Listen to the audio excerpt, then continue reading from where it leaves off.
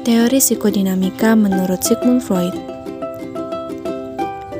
Sigmund Freud menyatakan bahwa kepribadian manusia tersusun dari 3 komponen, yakni ID, ego, dan superego.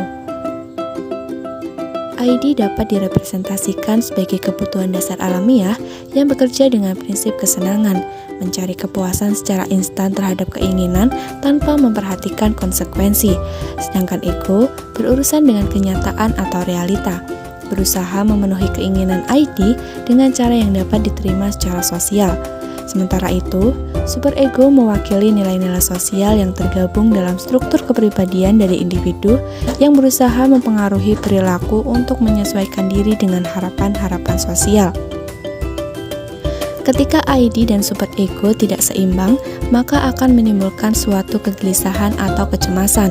Oleh karena itu, ego akan mengatasinya dengan mekanisme pertahanan, yang diantaranya penekanan, yaitu dorongan hati yang tidak pantas dengan mendesaknya ke dalam pikiran tidak sadar. Kemudian, kemunduran, yaitu kembali ke bentuk awal atau pada kemampuan tahap perkembangan sebelumnya, yaitu bentuk kanak-kanak. Kemudian, sublimation, atau menggantikan perilaku yang tidak layak dengan perilaku yang diterima secara sosial.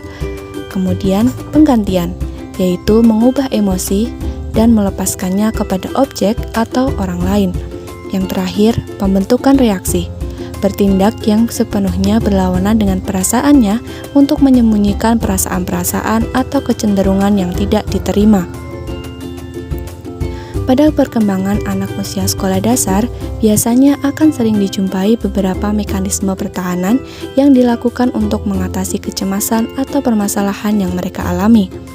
Ketika mengalami suatu permasalahan, siswa biasanya akan melakukan penekanan untuk melupakan permasalahan yang terjadi, di mana ia akan berusaha mengalihkan emosinya dengan melakukan kegiatan yang positif. Adapun beberapa siswa justru akan mengalami kemunduran. Ia akan berperilaku seperti kekanak-kanakan untuk menghilangkan kecemasannya. Pada umumnya, anak usia 6 tahun dan masa pubertas biasanya berfokus pada pengembangan keterampilan sosial dan intelektualnya dengan menyalurkan banyak energi ke dalam bidang-bidang yang aman secara emosional.